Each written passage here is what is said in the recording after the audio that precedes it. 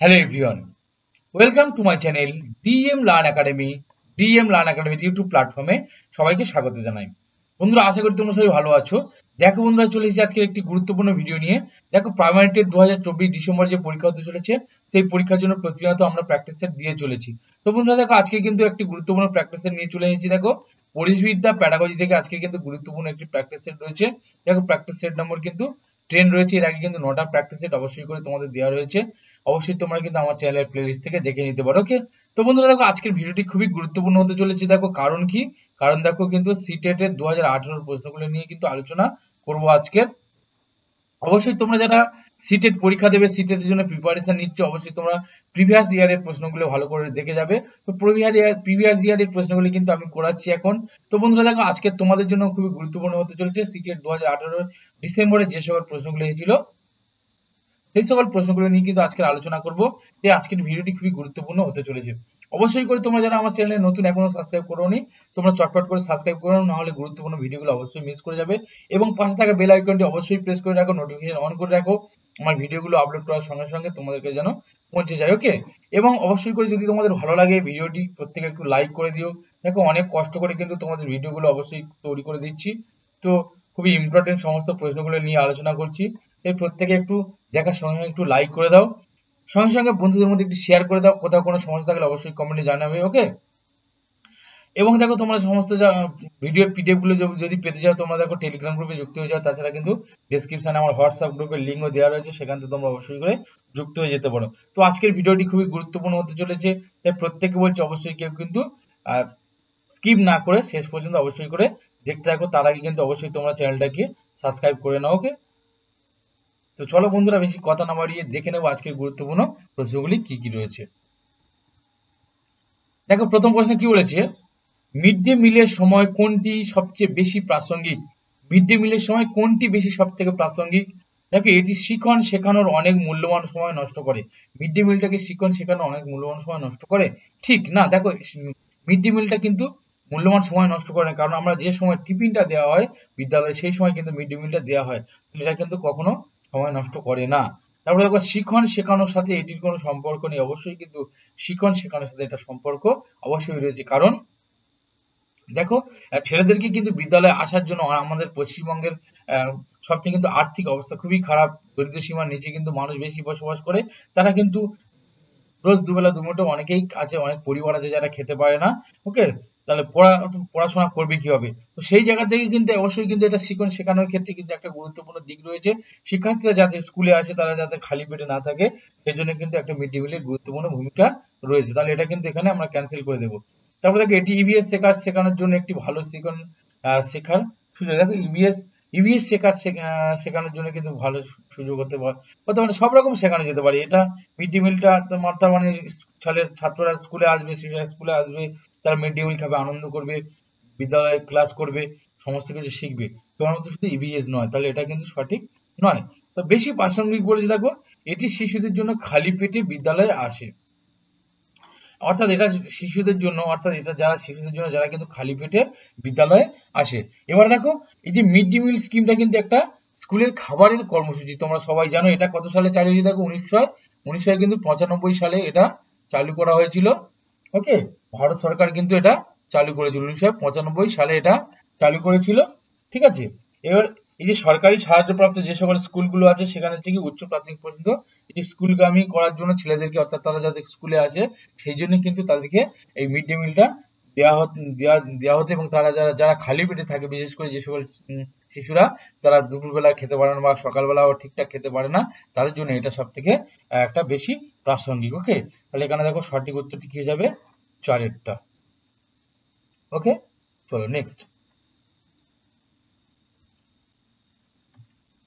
দেখো, 62 নম্বর প্রশ্ন কি বলেছে, পরিবেশগত অধ্যয়নের প্রসঙ্গে বোঝা ছাড়া শেখা বলতে কি বোঝা? দেখো, পরিবেশগত অধ্যয়নের প্রসঙ্গে বোঝা ছাড়া শেখা বলতে কি বোঝা?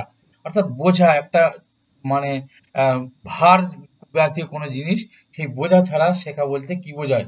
দেখো, ইভিএস পাঠ্যক্রমে অর্ধেক কমাতে হবে, অর্থাৎ ইভিএস পাঠ্যক্রমটি অর্ধেক কমাতে হবে, স্কুল ব্যাগের ওজন কম, ইভিএস পাঠ্য বইয়ের অধ্যায়ের সংখ্যা কম। তারপর বলছে দেখো, বোঝার ভার কমাতে হবে। দেখো, তাহলে কি হচ্ছে, ইভিএস পাঠ্যক্রম অর্ধেক কমাতে হবে, না স্কুল ব্যাগের ওজন কমাতে হবে, না ইভিএস পাঠ্য বইয়ের অধ্যায়ের সংখ্যা কমাতে হবে, আর বোঝার ভার কমাতে হবে। এবার দেখো এই বোঝা সারা শেখা বলতে কি না, দেখো জাতীয় উপদেষ্টা কমিটি, জসপাল কমিটি নামে যেটা পরিচিত পশ্চিমবঙ্গ সরকার আছে, সেই সরকারে কিন্তু 1992 সালের মার্চ মাসে এই জসপালের সভাপতিতে কিন্তু এটা গঠন করেছিলেন, যে স্কুল ব্যাগের ওজন কমাতে হবে স্কুল শিক্ষার্থীদের, যেটা একাডেমিক বোঝা কমানোর উপায় ও পরামর্শ কিন্তু সেখানে দিয়েছিল। ওকে, অর্থাৎ বোঝা সারা শেখার যে প্রতিবেদনটা সেখানে করা হয়েছিল, যে জসপাল কমিটিতে কিন্তু করা হয়েছিল 1992 সালের মার্চ মাসে। ঠিক আছে, তো এটা কি হচ্ছে, স্কুল ব্যাগের কিন্তু ওজন কমাতে হবে। সেই জসপাল কমিটিতে কি বলা হয়েছিল 1992 সালে, দেখো এটা কিন্তু 1992 সালে যে জসপাল কমিটি হয়েছিল, সেই 1992 সালে জসপাল কমিটিতে সেখানে কিন্তু স্কুলের ওজন কমাতে বলেছিল, এবং সেখানে এই স্কুলের ওজন কমাতে গিয়ে যেটা বলেছিল যে বোঝা ছাড়া যে শেখা, এই বোঝা ছাড়া শেখাটা কিন্তু সেখানে উল্লেখ করেছিল। তাহলে এখানে সঠিক উত্তরটি কি হচ্ছে, দেখো স্কুল ব্যাগের ওজন কিন্তু কমাতে হবে। ওকে, চলো নেক্সট।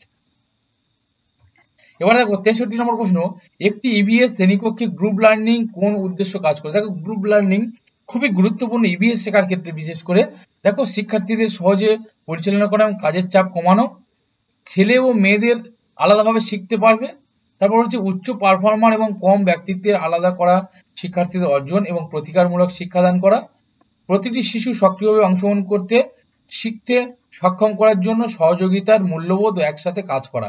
দেখো গ্রুপ লার্নিং করলে অবশ্যই তোমরা জানো, তোমরা বুঝতে পারছো গ্রুপ লার্নিং বিষয়টা। গ্রুপ লার্নিং মানে সবাই মিলে একসঙ্গে কাজ করা, আর একসঙ্গে কাজ করার ফলে কি হবে, সহযোগিতা তাদের মূল্যবোধ কিন্তু গঠন করে গড়ে উঠবে, এবং তারা কিন্তু প্রত্যেকে সক্রিয়ভাবে কাজ করার একটা বা কাজে অংশগ্রহণ করার জন্য কিন্তু তারা এগিয়ে আসবে। ওকে, এবং তারা নিজেকে কিন্তু নিজেরা শিখতে সক্ষম হবে। তাহলে দেখো এখানে সঠিক উত্তরটা কি হবে, দেখো অবশ্যই করে প্রতিটি শিশু সক্রিয়ভাবে অংশগ্রহণ করতে শিখতে সক্ষম করার জন্য সহযোগিতার যে মূল্যবোধ সেটাও গড়ে উঠবে, এবং একসাথে কাজ করার তারা একটা মিলেমিশে কাজ করার সুযোগ পাবে সেখানে। ওকে, তাহলে এখানে সঠিক উত্তরটি হয়ে গেল দেখো 4-এরটা। চলো নেক্সট। 64 নম্বর প্রশ্নে কি বলেছে দেখো, BALA এর পূর্ণরূপ কি? Bail aided learning assessment, brain aided learning assignment, শেখার সহায়ক হিসেবে বেইল, শেখার সাহায্য হিসেবে বিল্ডিং। এবার দেখো এই BAL এর পূর্ণরূপটা কি আমাদেরকে আগে জানতে হবে। ওকে, এবার দেখো BAL এর পূর্ণরূপ হচ্ছে কি, building as learning AIDS.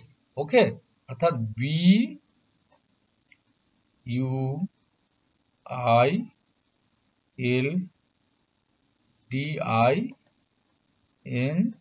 Building as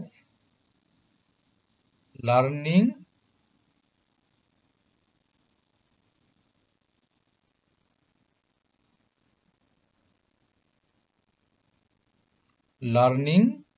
AIDS, AIDS। দেখো তাহলে কি হচ্ছে, BAL এর পূর্ণরূপ কি হচ্ছে, বিল্ডিং অ্যাজ লার্নিং এইডস। ওকে, অর্থাৎ কি হচ্ছে, শেখার সাহায্য হিসেবে কিন্তু বিল্ডিং। ওকে, তাহলে এখানে সঠিক উত্তরটি কি হয়ে যাচ্ছে, দেখো শেখার সাহায্য হিসেবে বিল্ডিং। চলো নেক্সট। এবার দেখো বিকল্প কাঠামো বলতে কি বোঝো? বিকল্প কাঠামো, দেখো সমস্ত ধারণা যা শিশুদের দ্বারা ভালোভাবে রাখা হয়, পাঠ্যপুস্তক বিভিন্ন শারীরিক ঘটনা ব্যাখ্যা, ধারণাগুলি আনুষ্ঠানিকভাবে গৃহীত ব্যাখ্যা থেকে ভিন্ন ধারণা, বর্তমানে বিজ্ঞানী ও সমাজ বিজ্ঞানীদের ধারণা। দেখো এই যে বিকল্প কাঠামো, বিকল্প কাঠামো বলতে কি বুঝবো আমরা? দেখো বিকল্প ফ্রেমওয়ার্ক বা বিকল্প যে কাঠামোটা প্রথমবার কিন্তু 1978 সালে, 1978 সালে প্রথমে যে বিকল্প ফ্রেমওয়ার্ক শব্দটি কিন্তু ড্রাইভার এবং ইজলি দ্বারা ব্যবহৃত হয়েছিল, ড্রাইভার ও ইজলি দ্বারা কিন্তু ব্যবহৃত হয়েছিল। ওকে, আর এই শিক্ষাবিদ এবং বিজ্ঞানীদের দ্বারা প্রস্তাবিত একটি সঠিক ধারণার পরিবর্তে ছাত্রদের যে মতামত নিয়ে কিন্তু আলোচনা করার জন্য ব্যাপক কিন্তু এটা ব্যবহৃত হয়। ওকে, এই বিকল্প কাঠামোটা কি হচ্ছে, বিকল্প কাঠামো মানে এমন কিছু ধারণা যেগুলো কিন্তু আনুষ্ঠানিকভাবে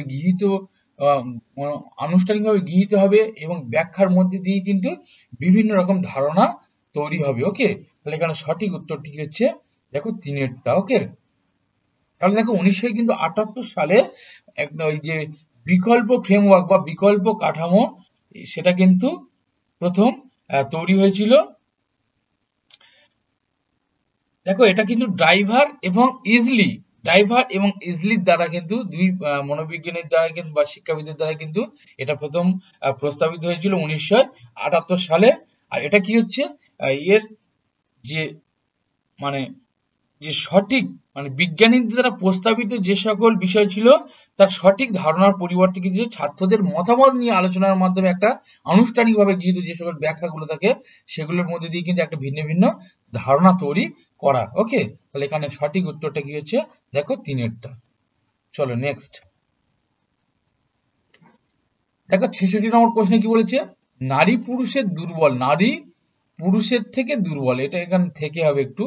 তো এটা দেখো, এটা কি কুসংস্কার, মিথ্যা, বৈজ্ঞানিক সত্য, স্টিরিওটাইপ।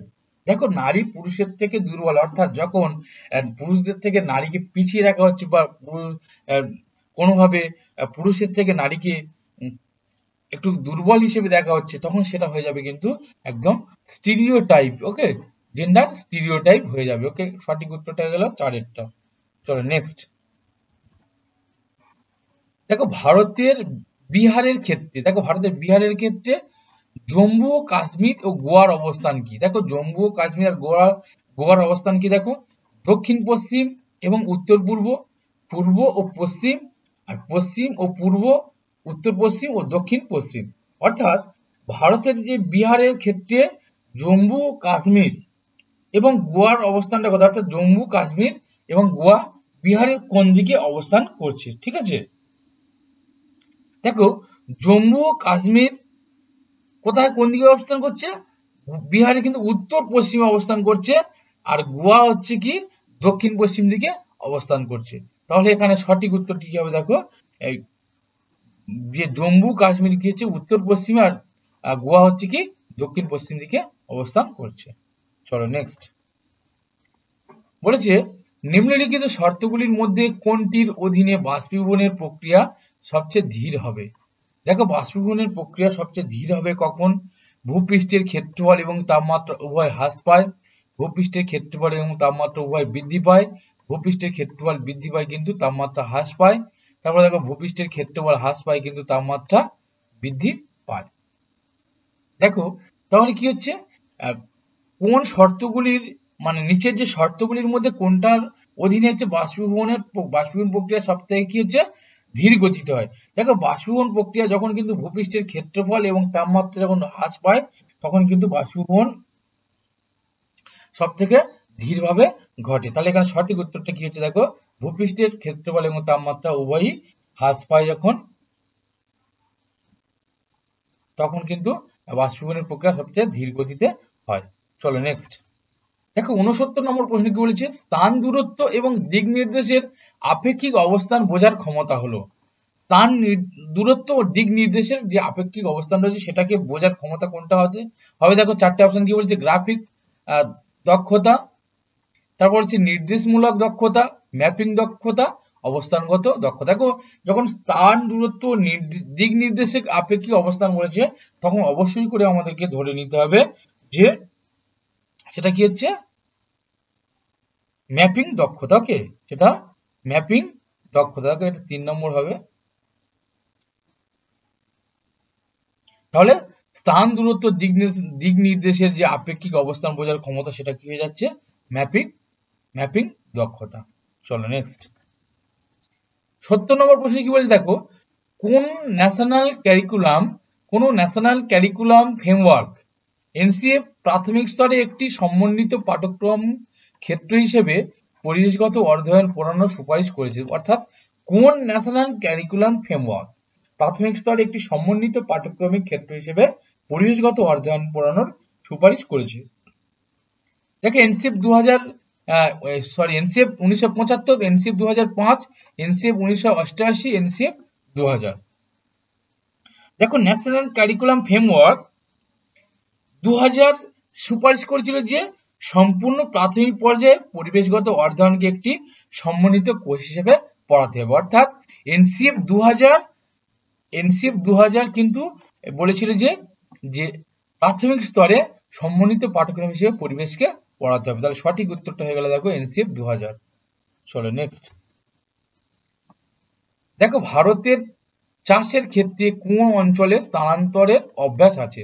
ভারতের চাষের ক্ষেত্রে কোন অঞ্চলে স্থানান্তরের অভ্যাস আছে? দেখো দক্ষিণ পূর্ব অঞ্চল, উত্তর পূর্ব অঞ্চল, দক্ষিণ অঞ্চল, উত্তর পশ্চিম অঞ্চল। অর্থাৎ কোন অঞ্চলের মানুষজন স্থানান্তর, অর্থাৎ চাষের জন্য কিন্তু এক স্থান থেকে অন্য স্থানে তারা স্থানান্তরিত হয়। ওকে, দেখো স্থানান্তর পদ্ধতিটা কি আগে আমাদেরকে বুঝতে হবে। দেখো স্থানান্তর পদ্ধতি হচ্ছে কি না, স্থানান্তর পদ্ধতি হচ্ছে যখন দেখা যাচ্ছে কোনো জায়গায় কৃষি জমি চাষ করতে করতে সেখানে কিন্তু উর্বরতা হ্রাস হয়ে যায়, ঠিক আছে, আর সেখানে কি হচ্ছে, সেখান থেকে তারা যখন উর্বরতা হ্রাস হয়ে যায় তখন সেখান থেকে তারা অন্য কোনো জায়গায় গিয়ে সেখানে কিন্তু জমি কেটে প্লট করে সেখানে চাষ করে, ঠিক আছে। আর এই মূলত চাষটা কোথায় হয় অবশ্যই করে তোমরা বুঝতে পারছো যে এগুলো কিন্তু অবশ্যই পাহাড়ি এলাকায়, মানে আমাদের যে পূর্ব ভারতের এই একটি বড় অংশ কিন্তু এটা চাষ করে থাকে, ঠিক আছে। মানে উত্তর পূর্ব অঞ্চলের দিকে কিন্তু এটা হয় উত্তরে, অর্থাৎ পাহাড়ি এলাকাগুলো এগুলোকে হচ্ছে ধাপ চাষ করা, অর্থাৎ পাহাড় কেটে কেটে জমি কেটে কেটে কিন্তু সেখানে বেশ কয়েক বছর ধরে চাষ করা হয়, নতুন নতুন প্লটে চাষ করা হয়। সেটা হচ্ছে কি দেখো উত্তর পূর্ব অঞ্চলে, অর্থাৎ এখানে সঠিক উত্তরটি কি হবে, দেখো সঠিক উত্তরটি হয়ে যাবে ডুয়েটটা উত্তর পূর্ব অঞ্চল। উত্তর পূর্ব অঞ্চলে কিন্তু এই স্থানান্তরের অভ্যাস রয়েছে। চলো নেক্সট। 72 নম্বর প্রশ্ন কি বলছে দেখো, নদীর বাঁধ থেকে উৎপাদিত জলবিদ্যুতের ক্ষেত্রে নিচের কোন বিবৃতিটি সত্য নয়? দেখো নদীর বাঁধ থেকে উৎপাদিত জলবিদ্যুতের ক্ষেত্রে নিচের কোন বিবৃতিটি সত্য নয়? দেখো বাঁধ আদিবাসীদের তাদের নদীর লাইফ লাইন থেকে সরিয়ে দেয়। অবশ্যই দেখো এটা কিন্তু বাঁধ কিন্তু আদিবাসীদের সেখানে যে সকল মানুষজন বাস করে সেখান থেকে কিন্তু অবশ্যই সরিয়ে দেয়, তাহলে এটা কিন্তু সঠিক। তারপরে দেখো টেকসই বাঁধ বৃদ্ধিতে উৎসাহিত করে, এটি জল হবে, এটা জল বা বায়ুকে দূষিত করে না, জলবিদ্যুৎ সুবিধাগুলি বড় পরিবেশগত প্রভাব ফেলতে। দেখো জলবিদ্যুৎ কিন্তু কোনোভাবে জল বা বায়ুকে দূষিত করে না, তাহলে এটা কিন্তু সঠিক। আর জলবিদ্যুৎ সুবিধাগুলি বড় পরিবেশগত প্রভাব ফেলতে পারে। অবশ্যই জলবিদ্যুতের কিন্তু সুবিধাগুলি পরিবেশগতভাবে প্রভাব ফেলতে পারে, ঠিক আছে। আর এটা কিন্তু দেখো অবশ্যই যে এই যে টেকসই বাঁধ এই বৃদ্ধিকে উৎসাহিত করবে কোনোভাবে কিন্তু এটা হতে পারে না। ওকে, কারণ দেখো এই যে নদীর উপর বাঁধ দিলে কি হচ্ছে, নদীর উপর বাঁধ দিলে তাদের কিন্তু লাইফ লাইনটা কিন্তু নষ্ট হয়ে যাচ্ছে, অর্থাৎ তারা কিন্তু বাস্তুচ্যুত হয়ে যাচ্ছে। তাই তারা এই যে নির্মাণ করার ফলে কি হচ্ছে, অনেক কিন্তু বন জঙ্গলকে কেটে ফেলতে হচ্ছে, ঠিক আছে। তাহলে এই টেকসই বাঁধ কিন্তু বৃদ্ধিকে উৎসাহিত কেউ করে না, তাহলে এখানে সঠিক উত্তরটি কি হবে, দেখো এই দুইয়েরটা। চলো নেক্সট। দেখো নিচের কোনটি গ্রিনহাউস গ্যাস? দেখো গ্রিনহাউস গ্যাস কোনটি? জলীয় বাষ্প, কার্বন ডাই অক্সাইড, মিথেন, এই সব। দেখো গ্রিনহাউস গ্যাস কিন্তু আমাদের পরিবেশের প্রচুরভাবে কিন্তু ক্ষতি করছে, যে যার মধ্যে কোনটা হচ্ছে দেখো মিথেন রয়েছে, কার্বন ডাই অক্সাইড, এগুলো কিন্তু খুবই ক্ষতি করছে। আর জলীয় বাষ্প কিন্তু অবশ্যই কিন্তু আমাদের একটা গ্রিনহাউস গ্যাসের মধ্যে পড়ে। ওকে, তাহলে এখানে সঠিক উত্তরটি কি হচ্ছে, দেখো গ্রিনহাউস গ্যাসগুলি কি অবশ্যই করে দেখো জলীয় বাষ্প দেওয়া হচ্ছে, কার্বন ডাই অক্সাইড দেওয়া হয়েছে, মিথেন দেওয়া রয়েছে, এছাড়া কি হচ্ছে নাইট্রাস অক্সাইড, ওজোন গ্যাস, এগুলি কিন্তু সব গ্রিনহাউস গ্যাসের মধ্যে পড়ে। তাহলে এখানে সঠিক উত্তরটি কি হয়ে যাচ্ছে দেখো এই সবগুলি। ওকে, সবগুলি হচ্ছে গ্রিনহাউস গ্যাস। চলো নেক্সট। দেখো 74 নম্বর প্রশ্ন কি বলেছে, কেন ভারতের ঠান্ডা মরুভূমি দ্বারা বর্ষা প্রভাবিত হয় না? মানে ঠান্ডা মরুভূমি বর্ষা দ্বারা প্রভাবিত হয় না, অর্থাৎ ভারতের যে সকল ঠান্ডা মরুভূমি রয়েছে সেখানে বর্ষা দ্বারা প্রভাবিত হয় না।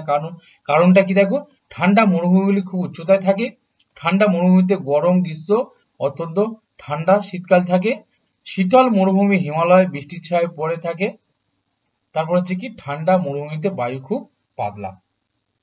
দেখো এই যে ঠান্ডা মরুভূমিগুলো প্রধানত কি হয়, এই ঠান্ডা মরুভূমিগুলিতে যে হিমালয়ের পাদদেশে বিশেষ করে এরা কিন্তু অবস্থান করে, যার ফলে কি হয়, এরা কিন্তু আমাদের যে দক্ষিণ পশ্চিম যে মৌসুমী বায়ু সেটা কি সেই দুর্গম বায়ু মানে পর্বতে সেখানে দুর্গম হয়ে দাঁড়ানোর জন্য সেই বায়ুটা সেখানে পর্বতের গায়ে গিয়ে ধাক্কা মারে, ধাক্কা মারার ফলে সেখানে কিন্তু বৃষ্টিপাতটা সেখানে হয়ে যায়। ওকে, এর ফলে কি হয়, সেই যে পরবর্তী যে মরুভূমি এলাকাটা, সেই মরুভূমি এলাকাটায় কিন্তু সেখানে বৃষ্টি গিয়ে পৌঁছাতে পারে না, যার ফলে কিন্তু সেখানে একটা বৃষ্টির ছায়া অঞ্চলে সৃষ্টি হয়, অর্থাৎ সেখানে কিন্তু বৃষ্টিটা প্রভাবিত করতে পারে না বা সেখানে তেমন বৃষ্টি হয় না। ওকে, তাহলে এখানে সঠিক উত্তরটা কি হবে দেখো, এই শীতল মরুভূমি হিমালয় বৃষ্টির ছায় পড়ে থাকে, তাই কিন্তু সেখানে কিন্তু মরুভূমিতে বর্ষা দ্বারা প্রভাবিত হয় না। তাহলে এখানে সঠিক উত্তর হয়ে গেল 3-এরটা। চলো নেক্সট দেখো 75 নম্বর প্রশ্ন কি করেছে, নিচের কোনটি তাজমহলকে হলুদ করার জন্য দায়ী? দেখো নিচের কোনটি তাজমহলকে হলুদ করার জন্য দায়ী। এবার দেখো chlorine, nitrogen die oxide, sulphur die oxide, sulphur. দেখো তোমরা সবাই জানো এই যে সালফার ডাই অক্সাইড যেটা রয়েছে, এই সালফার ডাই অক্সাইডের কারণে কিন্তু আস্তে আস্তে তাজমহলের যে হলুদ যে সাদা রং রয়েছে সেটা কিন্তু আস্তে আস্তে ধীরে ধীরে হলুদ হয়ে যাচ্ছে। ওকে, এবং তার পাথরের কিন্তু ক্ষয় সৃষ্টি হচ্ছে। তাহলে এখানে সঠিক উত্তরটি কি হচ্ছে দেখো 3-এরটা সালফার ডাই অক্সাইড। ওকে, সালফার ডাই অক্সাইড। নেক্সট দেখো গোলকুন্ডা দুর্গ কে নির্মাণ করে? গোলকুন্ডা দুর্গ কে নির্মাণ করে? দেখো পল্লব রাজবংশ, চোল রাজবংশ, চালুক্য রাজবংশ, কাকতীয় রাজবংশ। দেখো গোলকুন্ডা দুর্গ কে নির্মাণ করেছিল? দেখো গোলকুন্ডা দুর্গ কি হচ্ছে, হায়দ্রাবাদের যে পশ্চিমে যে মহাকালী মন্দিরের পাশে কিন্তু এই গোলকুন্ডা দুর্গটি অবস্থিত। দেখো কোথায় অবস্থিত না, হায়দ্রাবাদের পশ্চিমে যে মহাকালী মন্দির রয়েছে তার পাশে কিন্তু অবস্থিত এটা এই যে গোলকুন্ডা দুর্গ। এই গোলকুন্ডা দুর্গটি কিন্তু প্রথম যে কাকতীয় রাজবংশ দ্বারা কিন্তু নির্মিত হয়েছিল। তাহলে দেখো গোলকুন্ডা কোথায় অবস্থিত না, হায়দ্রাবাদের পশ্চিমে যে মহাকালী মন্দির রয়েছে সেখানে কিন্তু অবস্থিত রয়েছে, আর এটা কিন্তু কাকতীয় রাজবংশ তারা কিন্তু প্রথমে নির্মাণ করেছিল। তাহলে দেখো গোলকুন্ডা দুর্গ কারা নির্মাণ করেছিল? কাকতীয় রাজবংশ তারা কিন্তু নির্মাণ করেছিল। চলো তো বন্ধুরা দেখো আজকের কিন্তু এই 16টি গুরুত্বপূর্ণ প্রশ্ন নিয়ে আলোচনা করলাম। সিটেট 2018 ডিসেম্বরের প্রশ্ন, বাকি যেগুলো রয়েছে বন্ধুরা অবশ্যই করে নেক্সট পরের কিন্তু প্র্যাকটিস সেট 11-তে তোমরা অবশ্যই পেয়ে যাবে। তো আজকের ভিডিওটি কেমন লাগলো অবশ্যই তোমরা কমেন্টে জানাবে। এরপরে পরপর কিন্তু আমি সমস্ত সিটেটের প্রশ্নগুলো নিয়ে আলোচনা করব, এবং তোমরা যদি সিটেটের টোটাল 2010 থেকে 2023 সাল পর্যন্ত প্রশ্নগুলো অবশ্যই পেতে চাও পিডিএফ আকারে, তোমরা অবশ্যই আমার কিন্তু কমেন্টে জানাও, এবং তোমরা আমার হোয়াটসঅ্যাপ গ্রুপ ও টেলিগ্রাম গ্রুপে যুক্ত হয়ে যাও। যদি প্রত্যেকের ভালো লাগে একটু করে লাইক করে দাও, সঙ্গে সঙ্গে বন্ধুদের মধ্যে একটু শেয়ার করে দাও। আর তোমরা যারা এখনো আমাদের চ্যানেলগুলো সাবস্ক্রাইব করো না, তোমরা চটপট করে সাবস্ক্রাইব করে নাও, নাহলে গুরুত্বপূর্ণ ভিডিওগুলো অবশ্যই করে মিস করে যাবে। তো বন্ধুরা দেখো আজকের কিন্তু ভিডিওটি এই পর্যন্ত, আবার দেখা হবে নতুন একটি গুরুত্বপূর্ণ ভিডিও নিয়ে। প্রত্যেকে ততক্ষণ ভালো থাকো, পড়তে থাকো। প্রত্যেকে ভিডিও দেখার জন্য অসংখ্য ধন্যবাদ।